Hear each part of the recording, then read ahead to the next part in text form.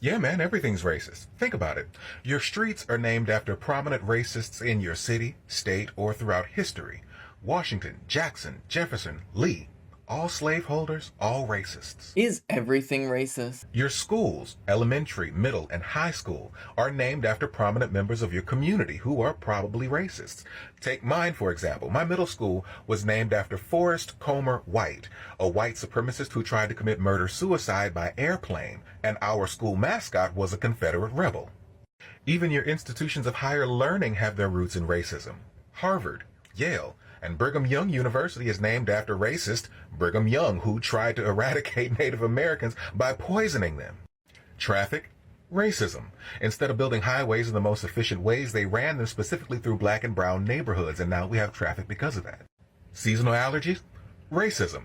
It's the beautification of the white parts of town with only male trees that continuously pop off pollen with no female trees to absorb them. That's why you have seasonal allergies. Racism. Tipping, racism. White store owners didn't want to pay black employees anything, so they said, if your service is good, leave it up to the customer to pay you, and that's how we got tipping. Student loans, racism. College used to be free, that is, until black people started going to college, and then now you have to pay, and if you can't pay, you take out a student loan. Racism. It affects every part of our daily lives, and until we acknowledge that, we can't change it, because we can't change what we refuse to acknowledge. So this TikTok by Levered the Baseman points out a common Republican talking point, which is like everything's racist nowadays, and highlights the reality that it's actually true. And it's not just that everything's racist nowadays, it's that everything in the United States kind of always has been racist. The truth of the matter is, our country was literally founded on white supremacy. One of the main reasons why they declared independence was because King George at the time signed agreements with indigenous folks promising that they would not expand beyond the Appalachian Mountains. That agreement outraged the colonial governments, and they decided to rebel against the king, mainly because they wanted to continue their genocidal violence against indigenous people. And that's just one small part of it. Like, literally, racism was written into the Declaration of Independence, it was written into the Constitution, a ton of the founding fathers were literally slaveholders, and then throughout history, major figures within American history have been incredibly racist. Even somebody like Hillary Clinton has a very racist past of calling black folks super predators, and Joe Biden has personally eulogized a known segregationist. These are people who are alive and well today because ultimately the United States has never had any type of reconciliation or real reconstruction or attempt at reparations. And because of that, the people who have got generational wealth, the people who are in power systemically, are the people who are either direct participants in very explicitly white supremacist systems in the United States, or their descendants. And because of that, you have like giant companies that are both run by and were started by white supremacists. You also have all of these different buildings and street names, all of these different components of society that were shaped by white supremacy. You literally have the outline of our neighborhoods that were shaped by white supremacy and segregation. In fact, the only reason suburbs really exist in the first place was because business owners at the time thought that it would be a very useful tactic in order to actively segregate neighborhoods and create a white middle class at the expense of demolishing black and brown neighborhoods. In order to push car-dependent development, this is exactly what they did. And it actually made segregation in housing worse than it already was in the United States. So the truth is, yeah,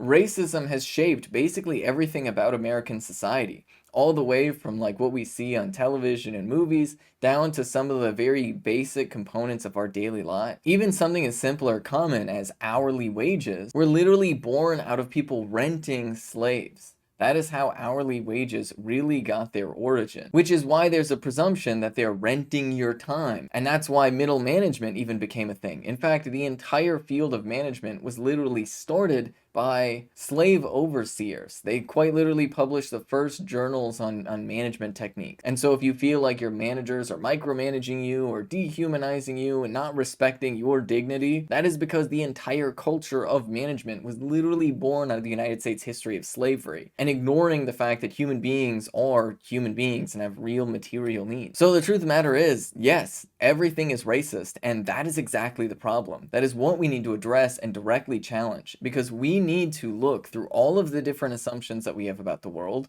We need to look at all of the different structures that exist within society, and we need to evaluate what of these is useful and what of these is not useful. We need to systematically root out these white supremacist institutions from our society, and we need to engage in a total and complete effort towards reconstruction and reparation. Because without reparations and without this reevaluation of all of these systems, and even just outright dismantling and replacing white supremacist systems, then we're never going to get anywhere. And current inequalities will just continue to be maintained. Because even though the common line now among liberals is this colorblindness, the harsh reality is our colorblind systems are very, very good at perpetuating racial inequalities within the United States. And not only that, but also internationally, because when you start looking at international scope, you realize that racism that exists within the United States plays a very major role in racism internationally, and the United States' ability to use military imperialism to victimize countries all over the global south. And so not only does it lead to this racist impact within the United States, but also leads to this racist impact globally. So a lot of the products that we buy on a daily basis are literally the result of an incredibly racist system of colonialism and imperialism that the United States continues to engage in